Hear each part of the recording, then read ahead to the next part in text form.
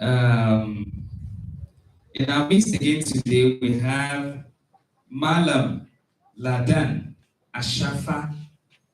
She is the Director, Skills Development and Entrepreneurship, National University Commission. He just walked in. Please let's appreciate him. Thank you for coming, sir. We appreciate your presence. Now, moving on the agenda, we'll have a speech from none other than Miss Roshna Murtaza. She is the Deputy Representative for UNICEF, and she's representing the UN Resident and Humanitarian Coordinator, Mr. Matthias Chumali. Please let's appreciate her as she steps to the podium. We can do better than that, please. We can do better than that. Thank you for coming.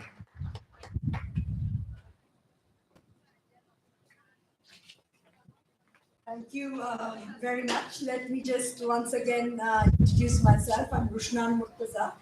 I am the Deputy Representative of UNICEF, and in this occasion representing the Resident Coordinator of the UN.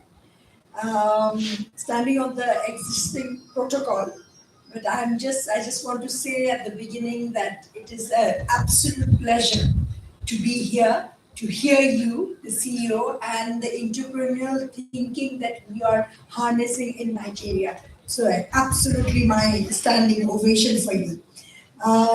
With all present here, I would have wished more girls and women here, but it's okay, it's a process.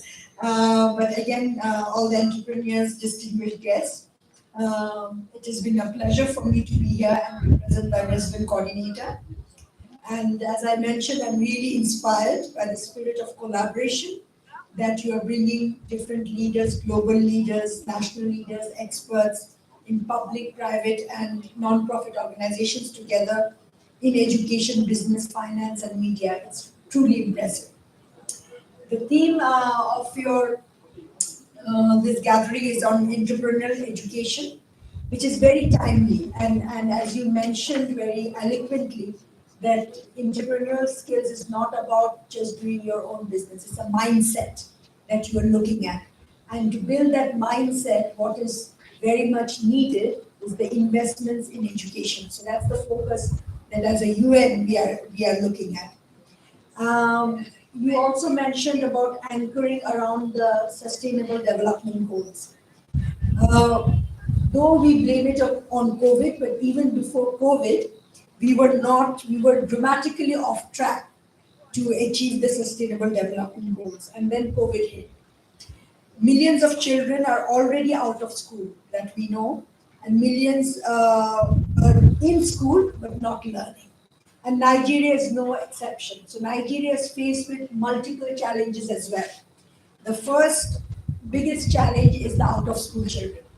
And Nigeria has the 15% share globally of the out-of-school children. We all know that nearly 10 million children of the primary age are out of school, with another 8 million in junior secondary level. So we are already challenged on that, even to bring them to school. And then even when we bring them to school, they are not safe. And that's why you are having so many discussions about safe schools. One is how they access the school, and the second is once they are in the school, they are not safe. And we know that last year alone, there were 20 attacks in schools, and nearly 11,000 schools were closed. So you can imagine the loss. Then with COVID, 50 million children in Nigeria actually missed education. And then we come to the learning, which is very connected to entrepreneurial skills, that we have to have the foundation. We also know that Nigeria is actually challenged with the learning outcomes. Over 70% of children at the primary level cannot read with understanding or solve simple math problems. And these are foundation for the entrepreneurial skills that we are talking about today. On top of it, there is no investment on transferable skills. What you really mentioned on employability. Yeah? Not necessarily everybody will go on to employment, they will have different avenues, but is the education system preparing them for employability? Do they have those foundational skills? And we know that 63% of the youth in Nigeria are unemployed. Yet half of employers that we work with are constantly saying that they are not getting suitable candidates. So how is that possible? Then where are we failing? So all the COVID, the school safety has made the situation actually very difficult, but every challenge also has an opportunity. And I think to witness this challenge and how we turn it into an opportunity is the biggest challenge for partners like UN and the government, private sector, and the NGOs. So we really have to think of a different model. It's not going to work the way the traditional model has worked. And one of the areas that the model need to work is on digital connectivity, which is very now has become the foundation for whatever we do. When we did a survey with young people, 69% of the young people said that they don't have any skills other than literacy on problem solving, entrepreneurial skills, and 9 in 10 young girls felt that they really need digital skills. And here we are talking about, as I said, of out of school children, children not going to school, and girls particularly are even negatively affected more than boys. The boys are also have challenges, but girls have more, and we know that the reason for that. So we have to listen to these young people. But then when we are looking at the digital opportunities, we also know that 82% of children do not have access to internet. And only 1 in 4 schools have computers, while 2 in 3 households have either radio or television. So then what can we think of? How can we think of differently? So there are a few things on the digital transformation. That's where I will focus on this discussion because it is key to your entrepreneurial skills. Is to move forward, first to look at whether they have access. So one has to invest more on private sector partnerships because government alone cannot do it. But how do we get young people to access the expanded connectivity, internet access, bridge the digital divide? So what the UN is doing, they are really working with non-traditional partners of UN, with the mobile phone companies to provide zero rating solutions, to provide access to online learning tools. We are also looking at more partners to see that whether the students can have these devices even provided by them and preload the different content into those devices. The second is, do we have enough materials? I think we have to move out of the concept of school-based learning. That is no more the way to go. People has to learn. When we say it's lifelong learning, it cannot be the traditional way of looking at a boundary learning. So if a digital platform is the way to go, and for that, UN and UNICEF with the federal ministry is working on content that can be put on digital platforms which can be accessed offline and online. So when we have still not sorted out the online access because of internet, we are also trying to look at how offline young people can learn wherever they are. And we are calling this, the government is calling this as learning passport. It's a passport to learning, so you can learn anywhere, like the way the passport takes you anywhere. And there is a strong partnership with Microsoft and the government and UNICEF is in this. The third most important part for entrepreneurial learning, for digital learning is partnership. And there's a lot more investments that are happening. We are working with the IHS towers, who provides internet services, provide the towers for the telecoms, and to really look at where are they positioning these towers and whether we can give them the information which are the poorest communities. Because you are wanting, as part of the SDGs, inclusive development, leaving no one behind, and equity. So we are working on that, and we are working with a lot more private sector partners towards a goal of 20 million young people by 2030, to provide them digital skills, to provide them workforce readiness, and entrepreneurial skills is one of them, and young people's engagement. And we are calling it as Generation Unlimited, where we are crowding private sector. It's not UNICEF or the UN putting the money, but bringing partners together towards a common vision. So UNIN commits to co-create and co-lead initiatives to gather the resources, ideas, what I saw here, get your ideas there, and technologies Nigerian children and young people need to support their futures. We look forward to continued collaboration with the government, the private sector, development partners, communities, teachers, young people, and all stakeholders to expand digital and multiple pathways to learning and skills acquisition for children and youth in Nigeria. Thank you very much for having me.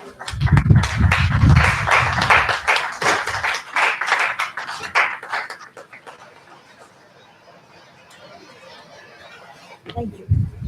Appreciate her. She is representing the UN, and she really made some valid points as regarding what we are here to do today. I would like to go through some of them just for the sake of those that are just coming in, because it's going to be my habit for today. I would try to reiterate as much as I can so that I will remember all these things that we are discussing. She mentioned in her speech that there is no investment in employable skills in Nigeria thus far, and she feels schools may not be preparing children to be suitable candidates for employment, which is part of what Tongston Entrepreneurial Mindset is all about. Please, that is very cogent. Let's hold that. She now said we need a different model for education because the present one is not really delivering on the promise we need to give to our children. So she said we need a different model. What better model but to think of the entrepreneurial mindset still. So very beautiful, because at the base of Thompson's entrepreneurial mindset is what my CEO once explained to me elaborately. He said it is the technological skill that is the driving force for all the other elements of Thompson's entrepreneurial skill. And she mentioned the digital skills earlier on, which is actually part of what Thompson is imbibing in children and even teachers alike. One other thing that she mentioned, I will not stress it any further. This will be the last one I will mention before I go to the next thing. She said, we need to invest in lifelong learning, and it should go beyond school learning. Please let us appreciate her for that. So learning shouldn't be for only school. It shouldn't be to other skill can they take into the real world to better themselves as individuals and to better the nation as a whole. Without any further ado, I would like to move on to the next thing on the agenda. One more time before I move, let us appreciate her for a wonderful, wonderful speech. In our midst, like I said earlier on, I will still continue to acknowledge the presence of our dignitaries. We expect them to come in large number, and they are really showing up, and it would be so wrong of us to not appreciate their presence. We have Dr. Kabir Usman Hassan. He's the Director General, Gombe Geographic Information System, GOGIS. I don't know if I get the correctly. Please forgive me if I didn't get it. Please, if you are here, stand up for recognition so we can appreciate your presence. Thank you very much. We really appreciate you. I need to make a slight correction from my earlier presentation. While I was trying to acknowledge the presence of Hajia, sorry, please forgive me. I was trying to appreciate the presence of Hajia Selihijo. I did not put the name accordingly, so I want to correct that. Name is Hajia Balikisu Selihijo Ahmed. Am I correct, ma'am? Am I pardoned for my earlier mistake? Please, one more time, let us appreciate that. Thank you very much, man. In our midst, also, we have Mr. Olasokomi Okpeifa. Comes with some, I'm a Yoruba person, so I hope I did well with your name. All right, please. He's an English teacher, an entrepreneur, an author, a speaker, a proofreader, and a poet. He just walked in, and we need to appreciate his presence. Please let us appreciate Mr. Olasokomi Okpeifa. In our midst also, we have Alhaji Ibrahim Abba.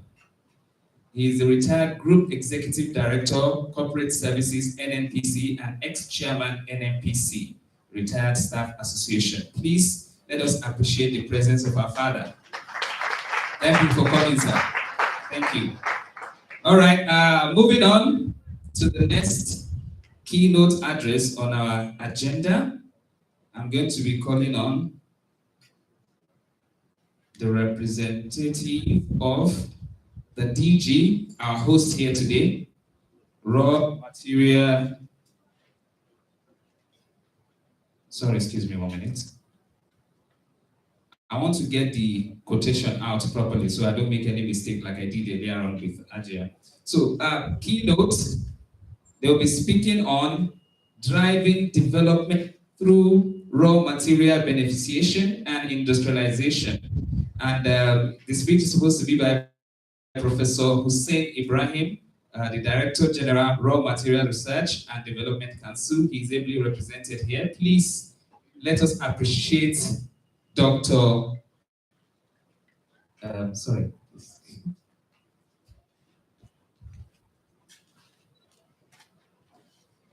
Okay, Dr. Adekunle, who is representing the DG. Please let's appreciate him. We can do better than that. We can do better than that. We can do better than that. I'm also clapping for you, Sam. They are our hosts, and they have been very generous to us. Please, one more time, let us appreciate him. Please project the speech.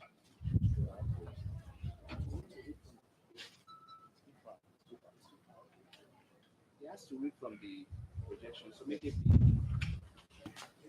It's too far for him.